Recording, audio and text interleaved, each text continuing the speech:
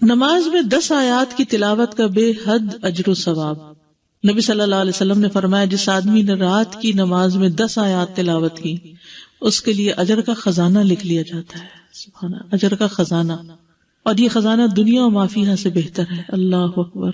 اور پھر جب قیامت کا دن ہوگا تو تمہارا رب عز و جل فرمائے گا پڑھتا جا اور ہر آیت کے بدلے میں 1 درجہ چڑھتا جا، یہاں تک کہ جو سب سے آخری آیت اس کو یاد ہوگی اس تک پہنچ جائے گا. تب تیرا رب عز و جل بندے سے فرمائے گا مٹھی بھرو. وہ بندہ اپنے ہاتھ کے اشارے سے کہے گا اے رب تو خوب جانتا ہے کہ کیا بھروں. تو وہ فرمائے گا کہ ایک ہاتھ میں ہمیشگی اور دوسرے میں نعمتیں بھر لو. اور یہ اجر و ثواب ہے کس چیز کا؟ نماز میں قرآن کی تلاوت کا.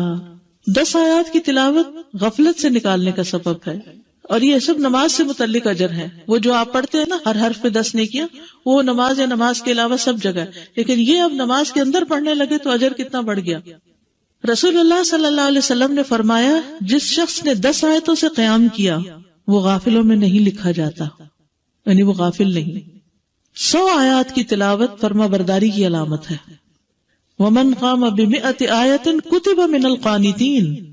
اور جو 100 آیتوں سے قیام کرے وہ فرما برداروں میں لکھا جاتا ہے. قوموا للہ قانتین میں اس کا شمار ہو جاتا ہے. رسول اللہ صلی اللہ علیہ وسلم نے فرمایا جس نے رات کی نماز میں 100 آیات کی تلاوت کی اسے غافلین میں نہیں لکھا جاتا، اسے فرما برداروں میں لکھ لیا جاتا ہے. 1000 آیات کی تلاوت کا بے انتہا اجر. رسول اللہ صلی اللہ علیہ وسلم نے فرمایا جو 1000 آیات سے قیام کرے وہ بے انتہا ثواب جمع کرنے والوں میں لکھا جاتا ہے. تو اس کے لیے حرص ہونی چاہیے کہ کچھ صورتیں زبانی آتی ہوں جنہیں ہم نماز میں پڑھ سکیں.